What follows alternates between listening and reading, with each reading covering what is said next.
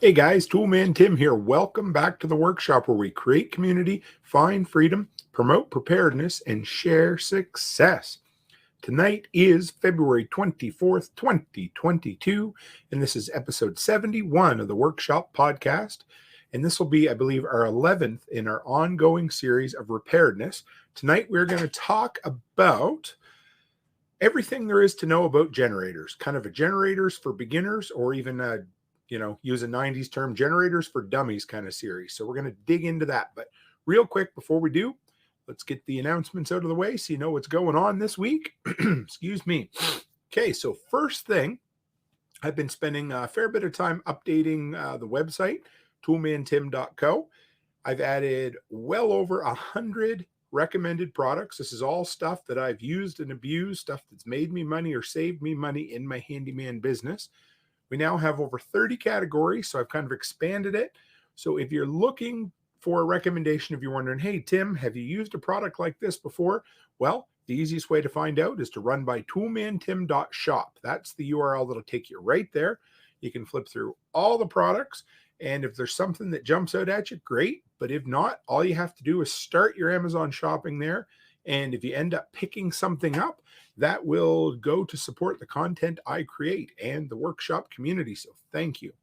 Number two, if you are someone who watches this video or tends to just watch the live streams or live stream replays, if you didn't realize this, it's also an audio podcast. So it is in all major podcatchers out there. So if you're the type that doesn't always have time to sit down and watch a video, take a minute and subscribe or leave a review on iTunes or one of those places, and especially share the podcast because I'm blown away.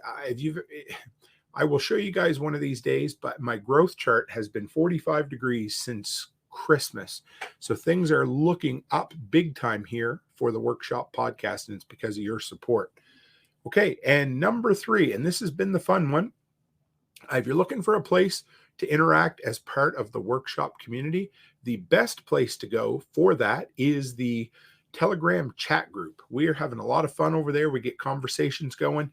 We get a little bit bigger. I'm probably going to do like maybe a weekly evening chat, or I'm not sure exactly what we're going to do, but we're going to have some fun over there.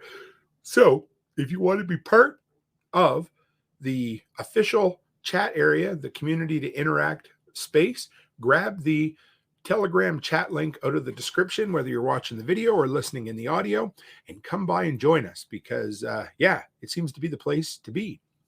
Okay, so tonight, guys, we're going to talk about all there is to know about generators. We're going to call it the Generators for Dummy episode, Generators for Dummies episode.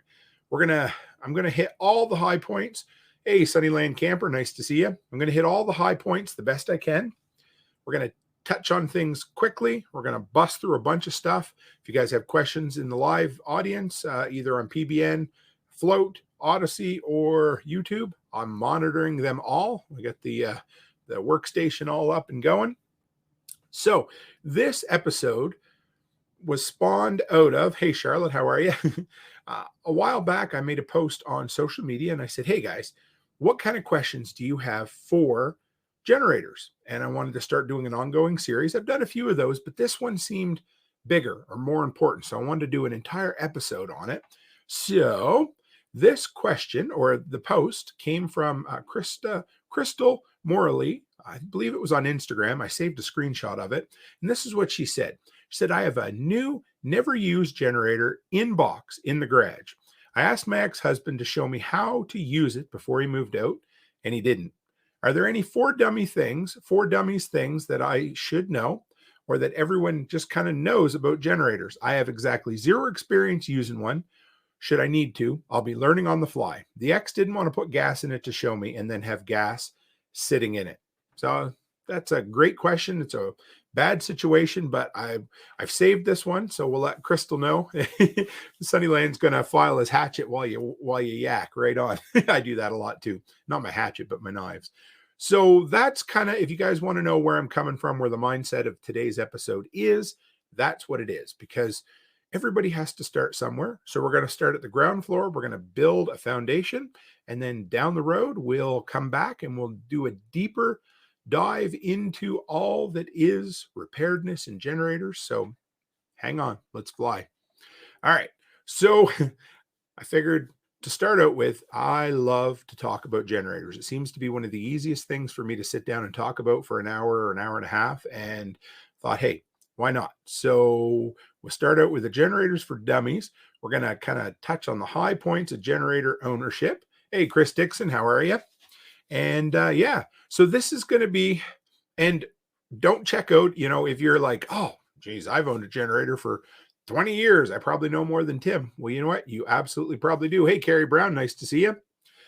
And that's totally fine. But you know what I love about these beginner shows? When you go back, I learn there's probably going to be something that pops out at you that's like, hey, I never thought of that.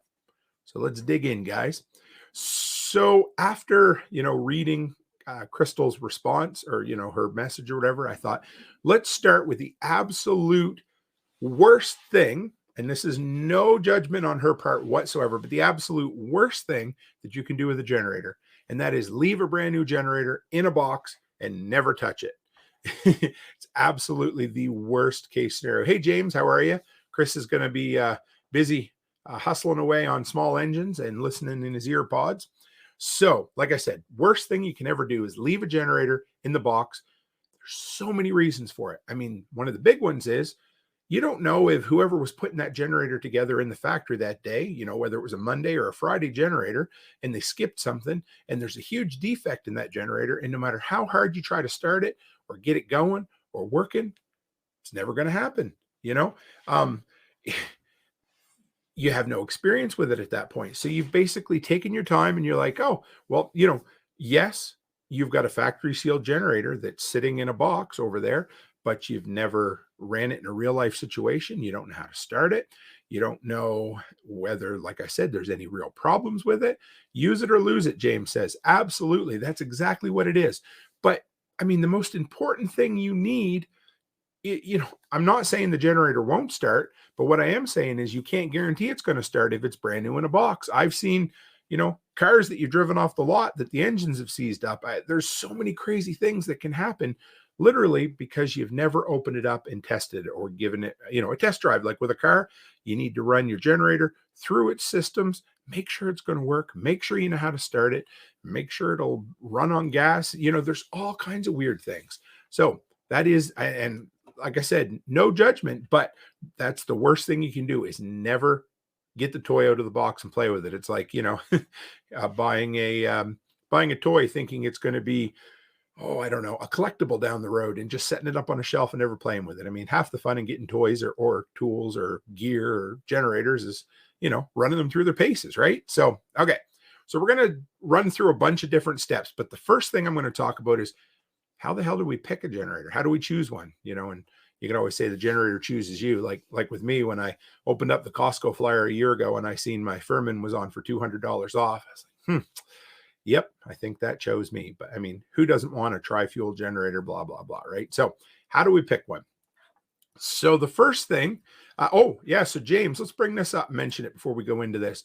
He said, I've seen new spark plugs that are bad brand new. Sometimes the small simple will ruin your plans. Hey, Joseph, nice to see you, sir. And you are absolutely right, James. Who knows? I mean, maybe somebody dropped the spark plug and cracked it, but didn't want to walk the 20 feet to go get a replacement. So they just put it in there and called it a day, right? You don't know. All that kind of stuff can happen. So, like I said, first off, when we're looking at picking a generator, so if you're like, okay, I'd love to have backup power. Oh, ohms. There we go. Sorry. Yeah. Ohm resistance reading. Yeah. Sorry. Yeah. I was like, I thought it was a typo up there, but yeah. So like I said, don't rush into things. So you want to do your research. I tell you guys a funny little story, but whenever we go on vacations, my wife, she laughs at me because I plan everything. I have to do my research ahead of time. I have to know where we're going because I want to get us the best experience we can have. And the only time we didn't do that was the time we went to the Rocky Mountains and we decided we were going to go to Banff and we were going to spend the weekend. And you know what ended up happening? Well, we couldn't get a campground. We spent the entire weekend driving around trying to find things to do because we didn't research it ahead of time. We had literally no pre-knowledge of where we were going or what we were up to. Even the hot spring sucked because we didn't realize that it's basically just a glorified pool with water coming down from it. Oh, it was just miserable because I didn't do any research ahead of time. And that's what ends up happening. I get asked quite often, it's like, Tim, why don't you have more negative reviews on your channel? And the big reason is because I do a metric shit ton of research before I ever purchase anything. So the only time I'm going to be really disappointed with something is if it's defective or it doesn't live up to the reviews that people have said. So do your research. Just don't jump out and grab one right away. Don't buy used if this is your first generator, unless you absolutely have to. I mean, if you're trying to stretch your dollar, then great. But if this is, a lot of times this is the biggest small engine item you're ever going to own.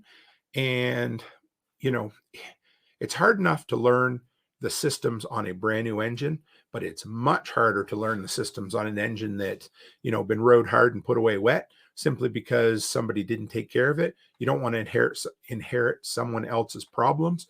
So ideally, if you're going to pick one, go with something new, something that's in your price range so that you're like, okay, at least if there is a defect, I'm going to have a factory warranty. I can take it back. So take it out and run it, right? Then you want to ask yourself, okay, what kind of fuel do I want to have on hand?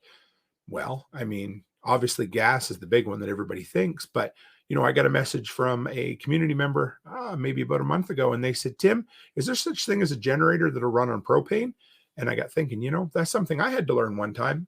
Friggin' right, there's a generator that runs on propane. There's generators that run on gasoline, diesel, natural gas. But the beauty of, running them on propane or that kind of stuff is there's so many less issues with engines that run on that kind of gas. And we're going to get into that a little bit later. But, so what kind of fuel do you need? How about noise? Are you right next to your neighbors? I have an elderly lady right next door to my place, and we never really chat or anything, but we've never had any problems with one another. But I always think, like, if my generator's running, I've done some decibel readings simply because I don't want to annoy people. It's a very common thing around here for people to turn their diesel trucks on and let them run for an hour to warm up in the mornings. And I just want to make sure that my generator is no louder than that kind of thing. Chris says, like this motor, I just opened it up and found it's full of ice, top and bottom. Oh boy. Yep, that'll do it.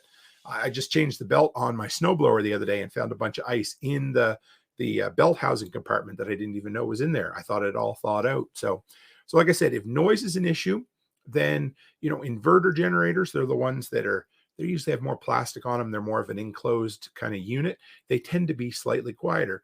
A better brand like Honda, for the most part, all things being equal, tend to be a little bit quieter. So you need to ask yourself that too. And then ask yourself, what kind of brand can you afford? Because there's a lot of good brands out there. If you want to go with a top brand like Honda or Generac, or do you want to take a step down and go with a Furman or a Champion, or, there's a few other brands out there, but, Westinghouse is another one that's highly rated, but not as expensive as a Honda or a Generac. And then you want to ask yourself, do I really want, or do I need, or this should be a no-brainer, but electric start or not? Spoiler alert, you want to get yourself a push button start, because there's nothing worse than trying to pull start a generator, because they have big ass engines in them and they tend to pull over really hard. They tend to, you need to usually start them when they're cold. People don't always take care of them the way they should. You really don't want to have a pull start only. There's so many reasons for it, but that's the big one. Just ask yourself. Okay. Joseph says, I mainly use my Honda inverter Jenny. It runs years reliably with just some stable added every winter. That is so true.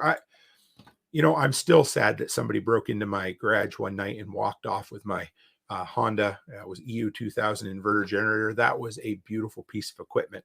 All they left me behind was the 4 footprints of the generator where it had set in the dust. So yeah, there's nothing wrong with a Honda generator, and they will run for years, and they're rather forgiving with their maintenance schedule too. If you don't take super good care of them, let's put it that way.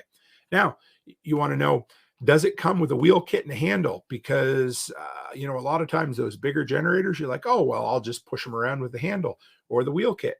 Well, you know what? You got to check, because not every generator comes with one. Sometimes it's an upcharge.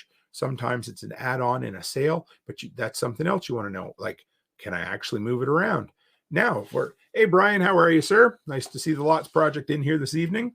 Now, here's another thing, especially if you have no experience with it, a couple of things to think about when you're looking to purchase it. Can you have it pre-assembled? Now, there's not a lot to a generator, but you're going to need someone to put the oil in it most times, possibly hook up the battery connection. Again, if it has a wheel kit with a handle, you're going to want that assembled. So a lot of times, like the hardware store, Home Hardware, where I worked, we offered assembly as a free service. It was just kind of an added value that we gave to the customers. Not every place does. Some places charge you for it, but that's okay. So look into it and see if that's an option. And then if it's really heavy, or say you don't have, say all you got's a Honda Civic or a Dodge Neon. Do they still make Neons? I don't think they do. Anyway, you can look at getting it delivered as well, because most hardware stores, if you buy them, big box are a little different, but like Home Depot will, for a charge, they'll bring it. And most times you can, if you sweet talk them or ask them, most of them will back up and unload it right into your garage or your storage shed for you, as long as it's accessible. And then ask yourself, how large of a generator can I comfortably move around? Everybody comes when they're talking about generators and they're like, oh, I need a generator to run my entire house, my central air unit, my heat pump, everything. Well, no, you don't. First off, you need a generator that'll run some of that and you can cycle through it. And also, you need a generator that you can comfortably move around. So you need to think about that, because that Furman that I have, when there's fuel in it, is damn near 200 pounds. And I have to, just bringing it up the one step onto my on-ground deck, it's a bit of a chore. And for somebody half my size, whether they're a man or a woman, doesn't matter, but somebody that just struggles with moving heavy stuff, you need to give that some thought. And even like those Honda inverter generators, they call them the suitcase style ones. They just have a handle, you pick them up. Those things can be friggin' heavy. So just keep that in mind. One little hack for moving those around: if you have a furniture cart, throw the sucker on there, roll it around, set it down. You could even strap it on, as long as you make sure you don't put the strap somewhere that it could melt, close to the exhaust. All right, so that's the first bit. How do we pick one? And I didn't tell you what the right answer was. I just told you a whole bunch of questions to ask yourself to kind of, because everybody's situation is different, right, guys? So when you're looking at getting a generator, you got to ask all those questions and figure it out. And if you're listening to this and you're like, oh yeah, I want to get one, feel free to message me. And, social media, email, whatever. I'll help give you the best advice I can. Everybody's situation is different. Everybody's budget's different. So those are a bunch of questions to get started with. So the next is, okay, and this was one of the ones that Crystal kind of asked about in her question. How do you start one? So this, with generators, there's typically a fairly standard procedure for starting up a generator. But if you've never done it before, it could be rather foreign. I know back 15 years ago when Becky and I first got together and we were, first married, I was just learning how to use small engines and that kind of stuff. I didn't know what the hell a choke was. I didn't know you had to clean out an air filter. I didn't know you needed to change oil once in a while. I barely ever changed my oil in my vehicle, let alone my small engine. So this stuff is all new. Everybody learns it at a different pace. Everybody learns it at a different time. So first off, find your step-by-step instructions. Everything, when you buy a generator, it's going to come with a manual. The instructions are going to be in there. And then almost all generators that I've seen over the last few years tend to print the startup instructions on the generator itself, whether it's down on the side, up on the top. The problem is that they include about 17 different languages and a whole bunch of warning labels as well. So it can be kind of hard to decipher. But if you have it, use it. Mine even came with a secondary kind of a laminated, picture with words, that kind of stuff. Like it was just step-by-step guide on how to start it. And it had a metal ring with it. You could hook it to the generator. I've set that aside, but so become familiar with it. Here's the four things, the four kind of parts that are important when you're putting together, getting started, starting a generator. So the first one is a fuel shutoff. And some people are going to laugh and they're like, oh, well, that's about as simple and as obvious as can be. Well, all I can tell you is that I've rented gear from the local rental shop on multiple occasions. The tiller I'm really good at. I will pull it out and I'll start pulling and pulling and pulling, and it won't start. And then I realize, oh, Tim, you're such a friggin' idiot. The fuel shutoff is turned off. So find your fuel shutoff. Normally, it's kind of hard to explain, but you look, it's typically a little silver kind of thin switch that you can turn one way or the other. If you want to know if it's off, so if you're basically it's off when the switch is perpendicular to the fuel line. So you see the fuel line coming in. So if the fuel line's running one way and the on-off is running the other, it's off. If it's running in the direction of the line, it's on.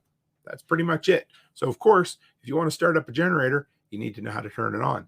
And then also turning it back off when you're done with the generator. And what that does is it helps bleed all the fuel through the system, burn up everything in the carburetor so that the fuel stops before the carburetor. Everything gets burned out and there's no gas, which especially this new stuff with the ethanol, whatever, it can gum up the carburetors. It can make an absolute mess. And that's where 95% of your problems are going to come from when a generator just sits, is the gas being in the fuel air mixture combination area can make a huge mess. So, okay. So first is the fuel shut off. That you need to find that. The second is the on-off switch itself. Almost all generators have them. And every generator that has an electric start is going to have one, because it's basically there to make sure your battery doesn't go dead. That's a whole nother story for a whole nother day. But so you want to find where that is, and you want to make sure it's in the on position. The sounds simple, but the generator won't start no matter how long you hold the switch down, no matter how many times you pull it, if that switch is in the off position. So remember that. Now, the next part is the choke. And this is the thing that has choked me up over the years. I find chokes confusing. They don't always make sense. It seems like it's kind of backwards to what you're thinking, and they tend to be labeled extremely poorly on almost all generators. Hey, Chicken Hawk, nice to see you, sir. So normally a choke is a lever. So you're going to find the air filter. The best way is to find a parts breakdown in your manual so you know where these things are. But typically either near the top of the air filter housing, you're going to see a slide. Sometimes the yellow, gray, but it doesn't matter anyway. So there's usually two types. One that you can slide all the way across or back and stop it at any point. But what's more common on generators is one that is in the open, in the half closed, and in the closed position. So there's basically three positive stops on a choke lever. And for anybody who wonders, what it means to choke a generator, well, it doesn't mean to, grab it with your hands and choke it within an inch of your life. But what it does is it controls the air fuel mixture. So basically, of course, when you're running an engine, it kind of aspirates the gas, turns it to like a really, really fine aerosol, and it mixes air into it. And once it gets to the proper consistency, that's the wrong term, but anyway, that's what causes the explosion in the engine and creates the energy. But when you're first starting up a generator, or any engine really, when it's cold, it needs more fuel and less air. So you close the choke so that it's getting basically full fuel at that point. And then once it starts, you move it to half and then move it to fully open, so that then once it's kind of warmed up, the air fuel mixture goes and it runs really perfect. And what's going to happen if you're new and you start it when the choke is closed, it might sound good for a minute, and then it's going to start laboring and lugging, and eventually it's probably going to flood itself out and it's going to stop. So there you go. So Chicken Hawk says when you choke something, it does what you want it to do. In this case, it starts, but then you have to stop choking it so it doesn't die. That is a great metaphor, simile, illustration. That's perfect. Cool. Yeah, so that's exactly it. All right. And we'll talk more about this down the road. We'll get into some deeper dives in the episodes, but we're just going to kind of hit the high points and move on. Next is going to be your push button start. And that, of course, is probably going to look like a little red push button. And they tend to be kind of spring loaded. You push it in and it comes back when you take your finger off it. But you need to make sure your fuel's on, your on-off switch is on, and your choke is in the closed position. And you do those three things, and hopefully you've got a charged up battery, which we're going to talk about a little bit later on. Okay. Chris has a good tip here. He says, sometimes the on-off doesn't say on-off. Yes, this is more and more. So it's an I and an O, or a 1 and a 0, whatever it is. So the I is on and the O is off. So most chokes are marked with a line in a hole across the hole is choked, and the line with the hole is open. That's hard to explain, but yes, that's exactly it. And they can be, I think the choke is probably the most confusing part for someone who's never worked with a small engine before. So it's okay to ask for help. If you've got an online community, ask. If you know somebody locally, ask. Not a problem. Nobody's going to make fun of you. And if they do, piss on them, get rid of them. There's no need of it. So when you hold down that push button start, usually hold it down for 2 or 3 seconds. If it doesn't start, let off for a minute so you don't accidentally flood it, or, and then do it again. And once it starts, sometimes what it'll do is it'll start and then it'll die. And if it starts and then dies, you want to slide your choke over to the middle, do it again. And then once you get it running, get your choke all the way to the open, and Bob's your uncle. From there, let it go.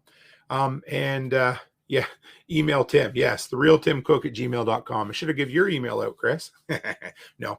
And then once it's up and running, it might sound a little rough or kind of ragged when it first starts up, but it's going to smooth out as it warms up, and it, either works the old junk out of there, or it just warms up in general. A warm engine tends to run better than a cold engine. So if you're, getting started, that's good to know. And then the dreaded pull cord. They're miserable at the best of times, and they're horrible on generators. But if you happen to forget to charge your battery, or say the battery just went dead because you left the on-off switch on, whatever, or yours doesn't have a push start, then you got to deal with the pull cord. So practice ahead of time. That's what I can say. A few things, but I'm going to talk about regular running of the generator as an important thing. But boy, if you've got a pull cord, that's something you want to start that generator every 2 weeks to every month. Because if not, you're going to give yourself a bad case of tennis elbow or something in your shoulder trying to pull on them. And yeah, it's not easy. I tried to come up with some kind of solution for making a pull start generator easier. If somebody in the audience has something, great. But it's difficult. And I hate for, someone who isn't comfortable with the generator to have to pull start it, but sometimes you just kind of have to. So just make sure you follow, proper maintenance, and follow the instructions, the fuel on, the on-off on, and the choke in the off position. And you'll have your best chance of being able to start it with a pull start. It's still going to be miserable. You're still going to swear a lot, but it is what it is. So from there, how do we use a generator? First off, if you're new at this, keep it simple. Don't try to backfeed into your home. Don't try to run your entire house on the generator. Just run some extension cords. Everybody can do that. Yes. Oh, hey, Cabot. Yep, that's a great suggestion. Cabot Porter, a strong teenager for the pull cord. And Chicken Hawk says starter fluid is my helper. Yes, good point from both of you guys. And you know what, Cabot? That's a great idea. So, of course, in this instance, I'm kind of using this episode, this lady, at least in the message she sent me, sounds like she's a single lady. I'm not sure if she has any kids at home or not, but either way, something that would be good to know would be to either, if you know a strong neighbor or a strong teenager nearby that you could pay, $20 to come pull their guts out until they can get your generator started, that kind of stuff.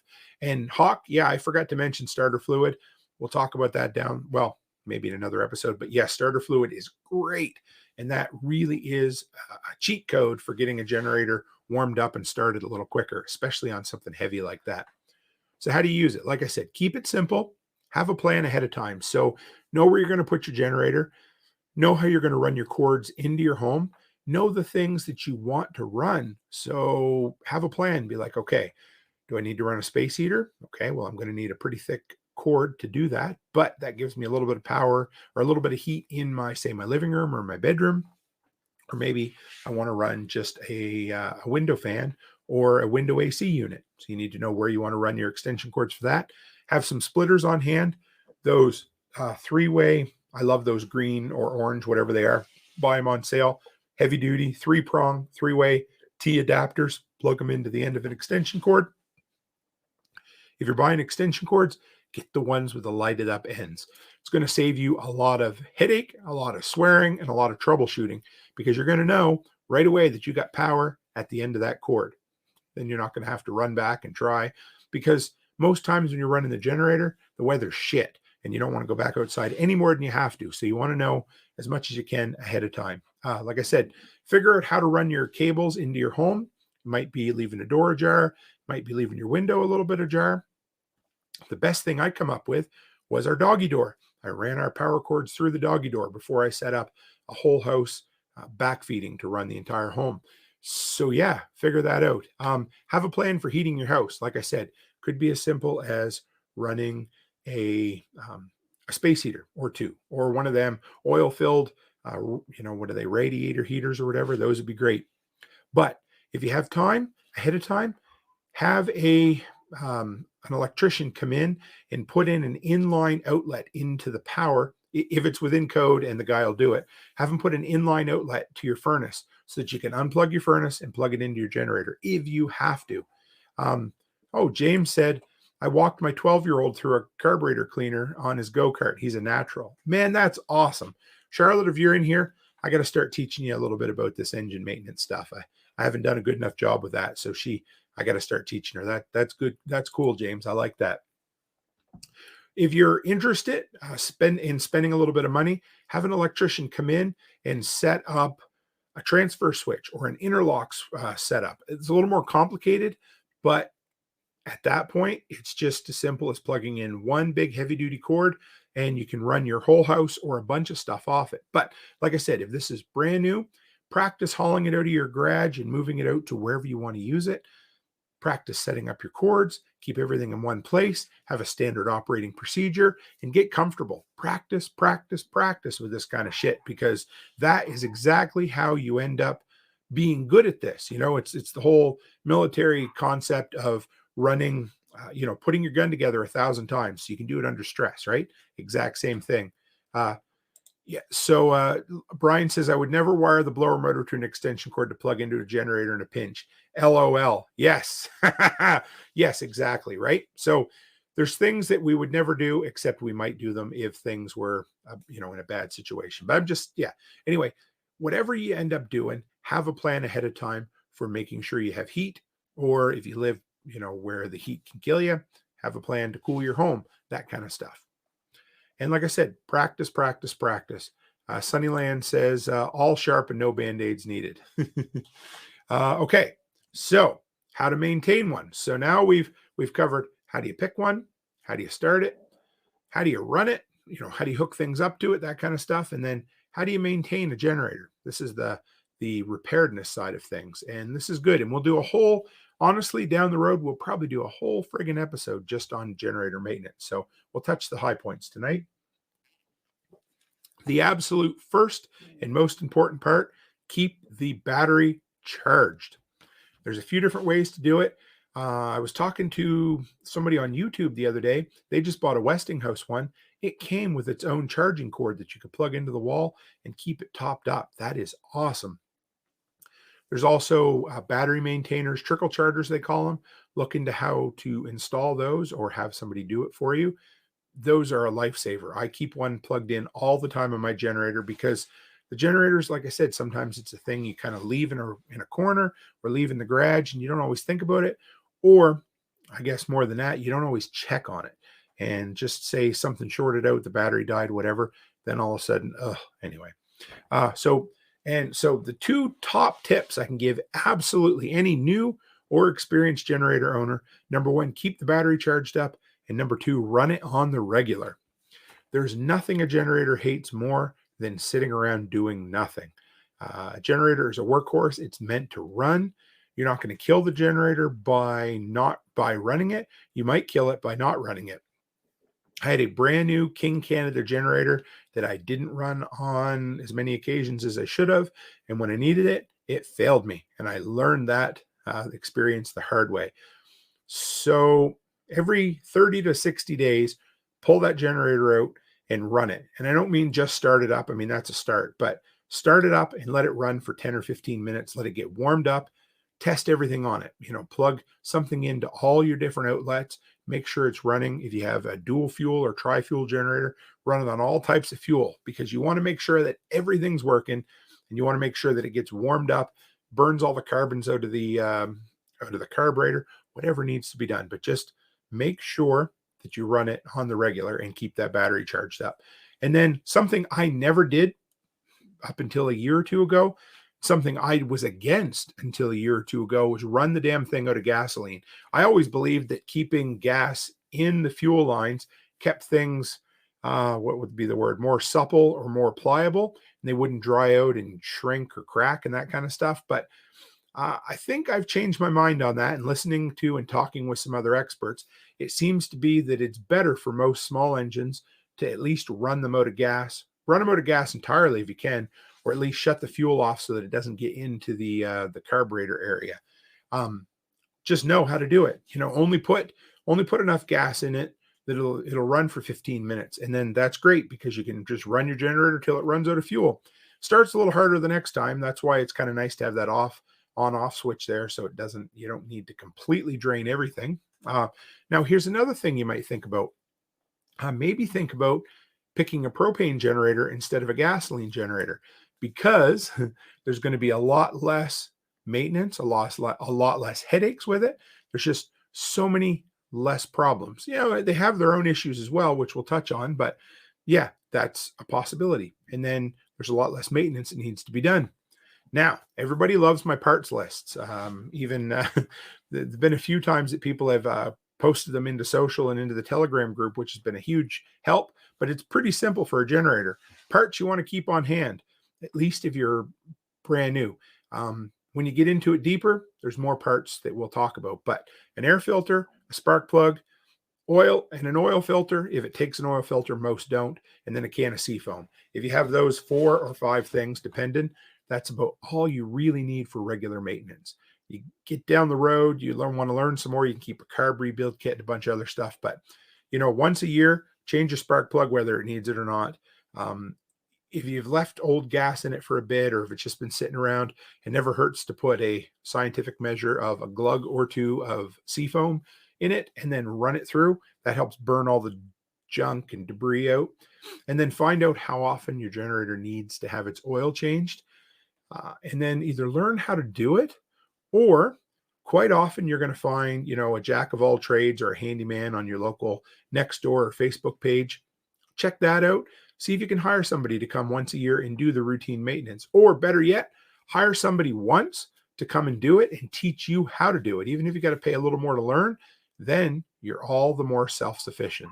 Or again, ask your friends or acquaintances on your online communities, because we all love, I guess there's 2 types of preppers out there, but most seem to be absolutely the excited ones that love to help other people. I mean, we love to help people along on the journey. We love to teach people as we're going. We love to make sure that you know what the hell you're even doing. And plus, we just love to, I don't want to say brag, but we love to share our knowledge. So anything we've put our energy and passion into, then other people, we want to share it with them, right? So yeah, okay.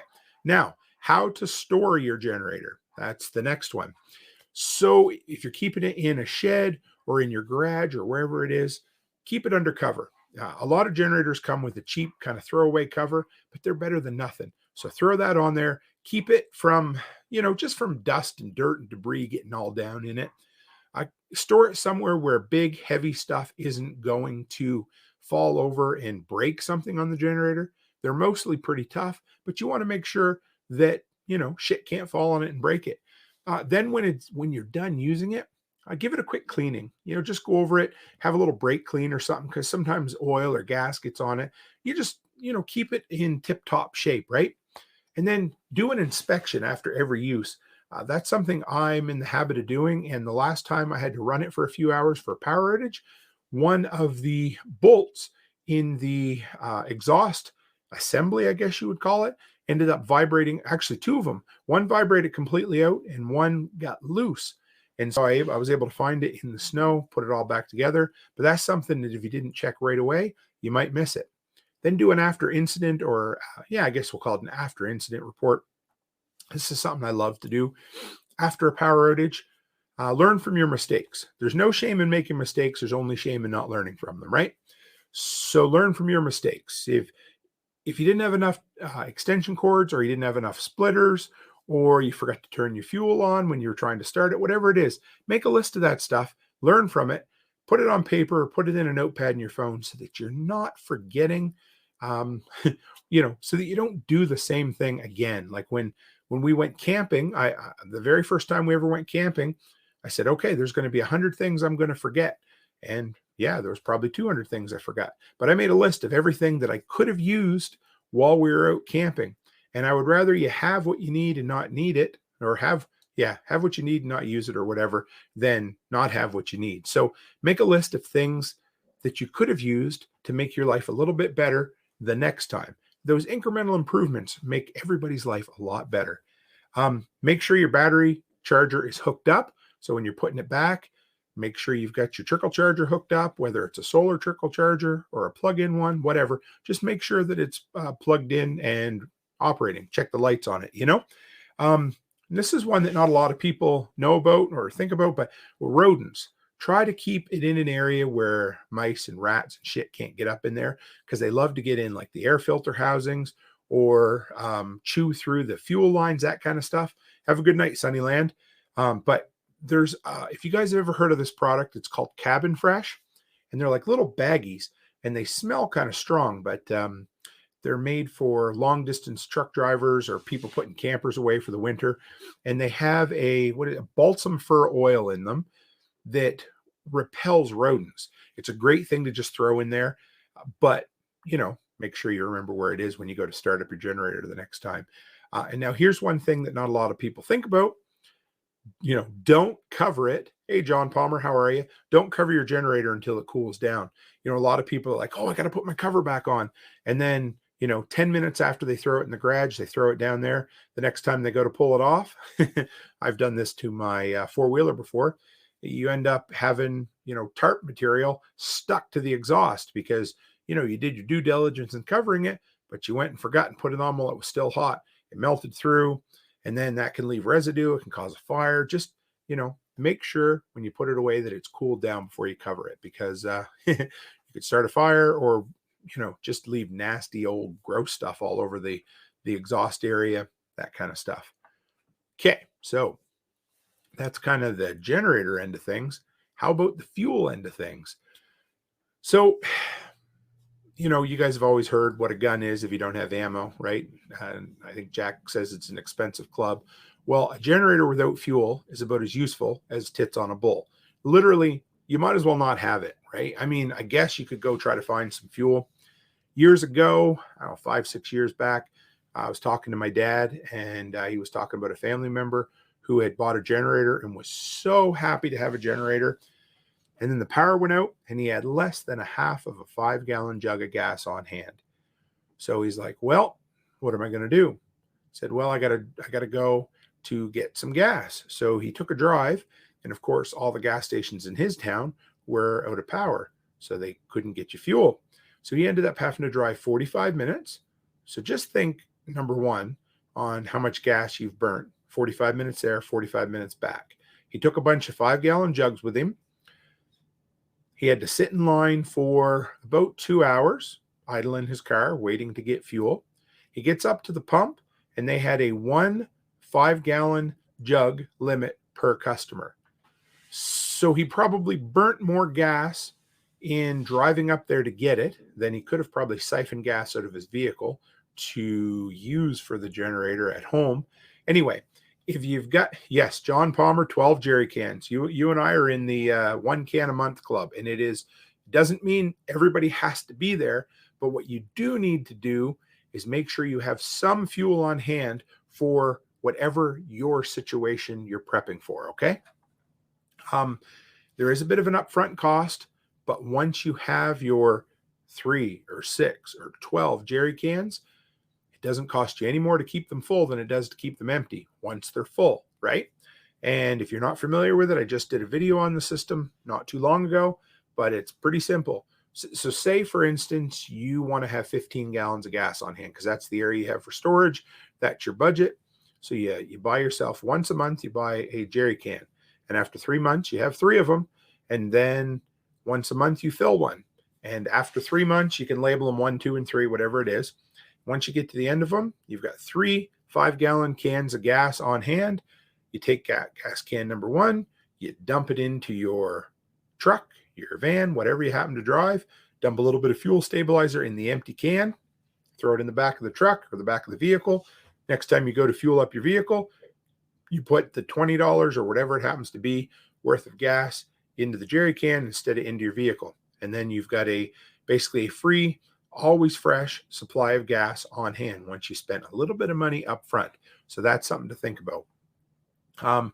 Also, like I said, propane. So propane store is great. Not everybody loves the idea, but if you only had, say, an apartment or you had nowhere to store things very much, I would be much more comfortable carrying a couple of 20-pound canisters of propane inside the house than I ever would even think about putting some jerry cans in the house, right? So, Brian has, I don't know if I noticed that before. He says he loves his propane conversion on his EU 2200. I don't know if you have a video on that or not, Brian, but if you don't, you should, but he probably does. I probably just have missed it. And James says, the problem is that new gas cans suck. So hey, Jaggy Thistle, nice to see you as well. So we're fairly lucky up here in Canada. I'm a big fan. You guys have heard me talk about standardizing on a bunch of things. I'm going to have to check out Brian's video. And I've standardized on the Scepter brand of gas cans. I love them. For a while, the government eliminated the back vent cap, which was a pain in the ass. They put that stupid, nozzle with the extra kind of vent built right into it. But they never, thank God, went as far as some of the shitty EPA cans that you guys have in the States. But I was able to buy, so if you have one without a vent, you can buy these push-in buttons. I believe it's a 7/16 hole. You snap it in, it's permanent. And I've never once had the pressure blow the thing out. But it's there to give you that backside vent. And of course, after a couple of years, Canada's like, I guess we got to go back to the rear vent for whatever reason, and they did. But yeah, I love my Scepter cans. They tend to be a little more durable than the Wedco ones up here. I don't want to geek out on fuel storage too much, but yeah, I'm a big fan of them.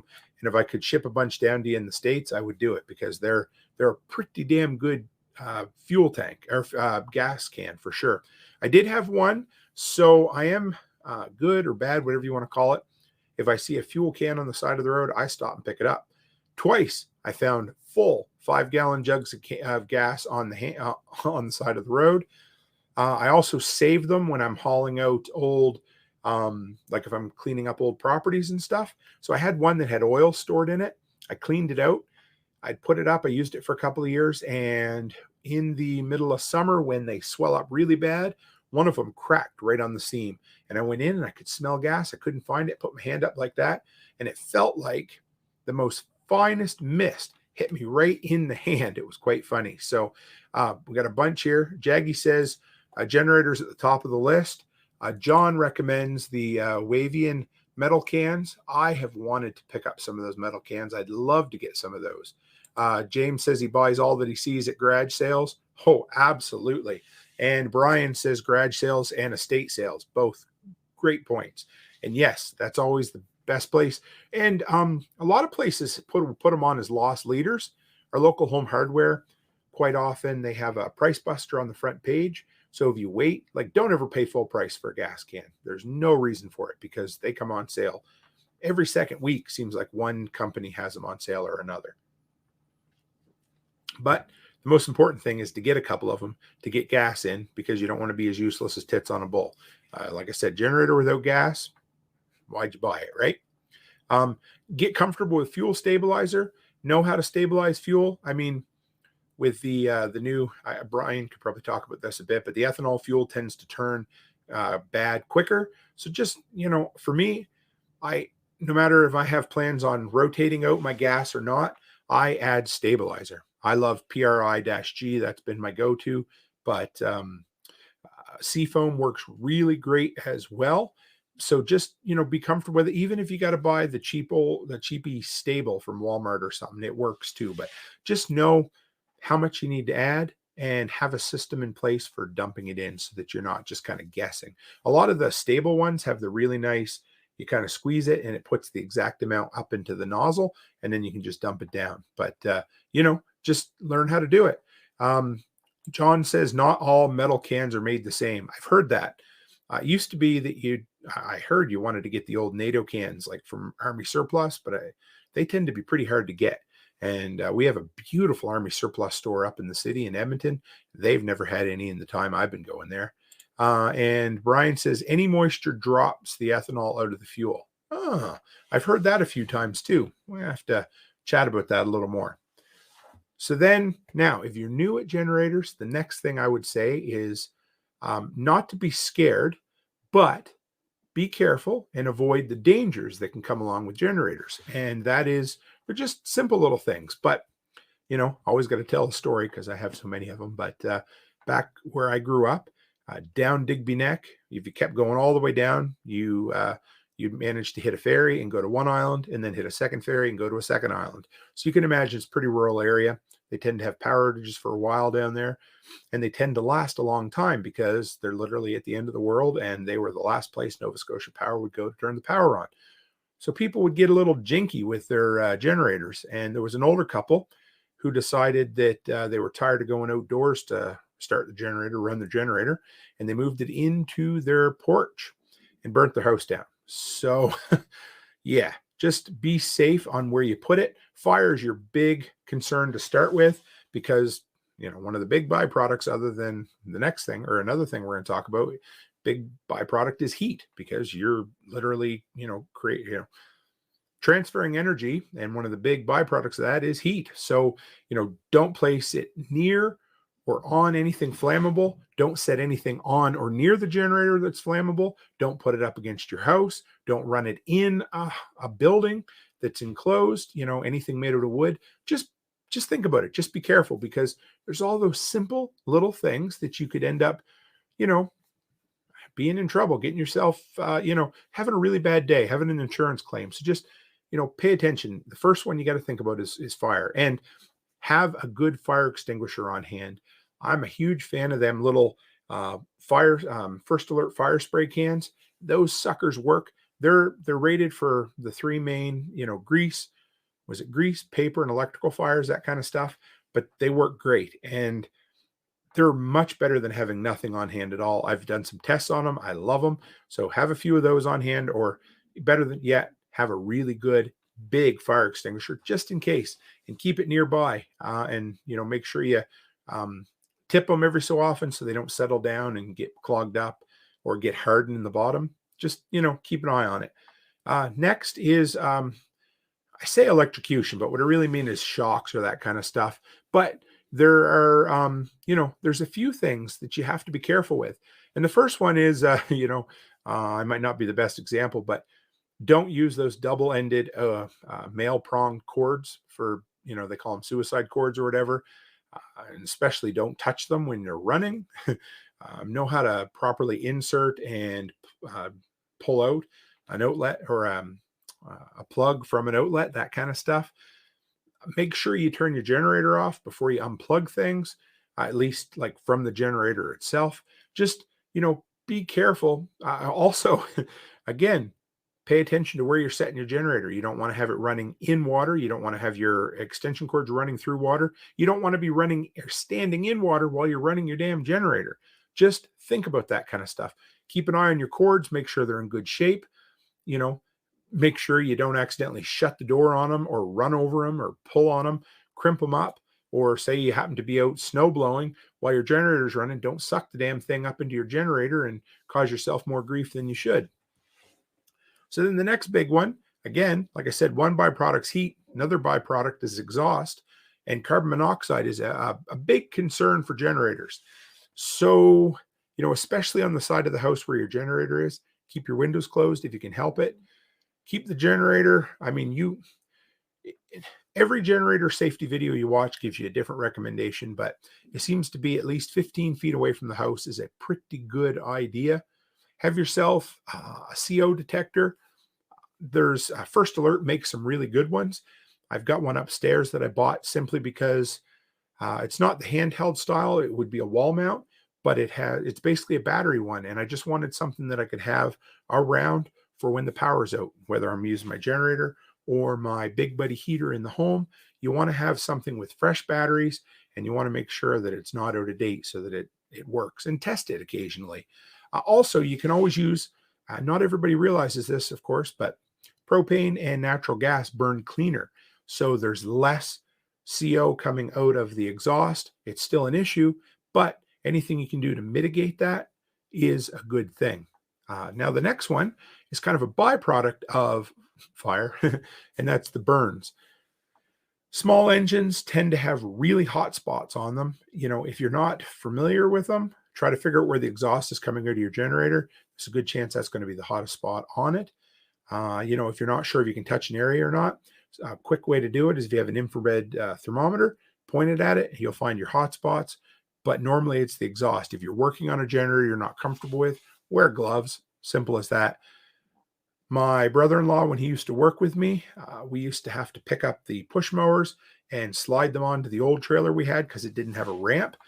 And one day he pushed got the push mower up, had to get it sideways, went to push it ahead and put his palm right on the hot, nearly glowing red muffler and left a perfect circle burn right in his hand, all because he wasn't paying attention and he put his hand where he shouldn't have.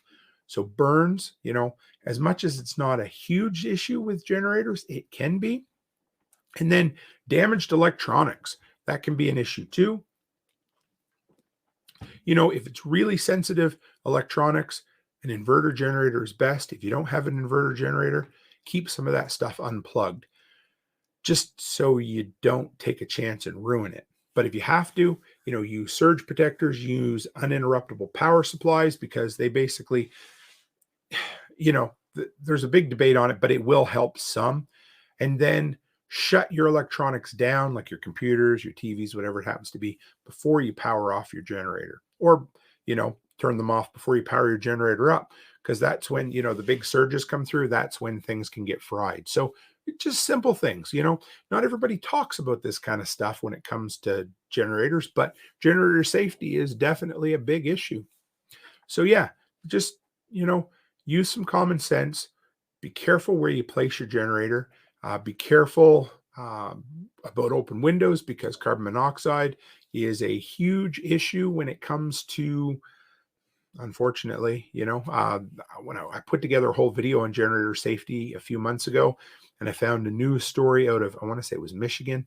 A whole family passed because they just, I believe they had their generator running in their porch as well. The fumes come in and you don't know where to go from there, right? So, but the big thing about generators, the big thing that I would say is, don't be intimidated by them. And this is the whole, one of the big thrusts of Repairedness in general is, don't be intimidated. It's okay if you don't know something, but be excited about learning how to use it. Be excited about how to maintain it.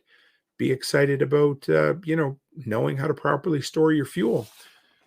Surround yourself with people, find either someone you can hire to help you or people you can ask questions with.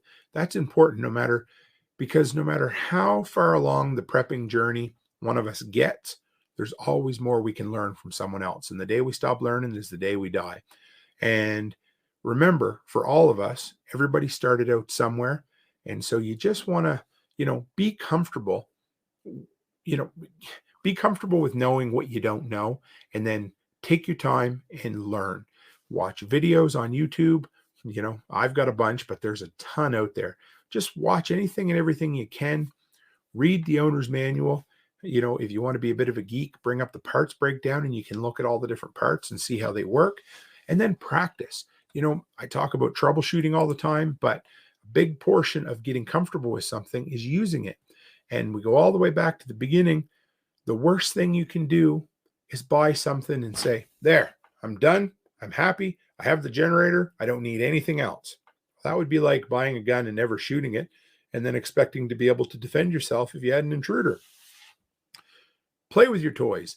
Haul them out of the box. Get down on the floor and roll your dinky cars back and forth. Or haul your generator out every couple of months. Start it up. Learn the starting system. Learn the procedure for it. And then, teach somebody else how to do it too. So if you have a kid in the house, teach them, because even if they're not going to do it themselves, teaching someone else helps you learn just a little bit better. And that's what we're all about, is learning, figuring it out. making shit work and not being intimidated, because I guarantee you can do better than you think you can. And that's all of us. We all think that, we all have our own personal shortcomings, and we think, I can't do this, or this is uncomfortable, or I'm not comfortable heading that direction with a generator. So you know what? You can do it. If you're new with generators, find someone to ask questions. Don't be scared. You're not going to kill yourself or burn your house down or wreck your brand new generator. Just play with it, get comfortable with it, and be ready for it so that you can actually use it when the stress is on. All right, guys, that's it for me this week. If you have any questions, throw them up there. If you want to know more, where you can find me this week, still got a few more live streams coming up this week. It's going to be a great week. I love it. It's been an awesome week. I hope you guys are enjoying it too. It's been cold here, but I got a lot of shit done. I spent the day laying floor in my daughter's bedroom today. Surprised her. She was so excited. She had tears in her eyes. That made me happy. I was really excited. Oh, Bonnie Blue. Sorry, I just seen she put good tip to teach someone else over on Float. Thanks for dropping in, Bonnie. I always appreciate that. But yeah, so what do I got left this week? Saturday morning, there'll be a video dropping. I haven't decided if it'll be a live stream or not. I'll probably decide when I wake up Saturday morning. But that'll be the second episode of the Workshop podcast this week. You're very welcome, Carrie. Always appreciate you having here, my friend. So yeah, 7 p.m. Mountain Time, Sunday night.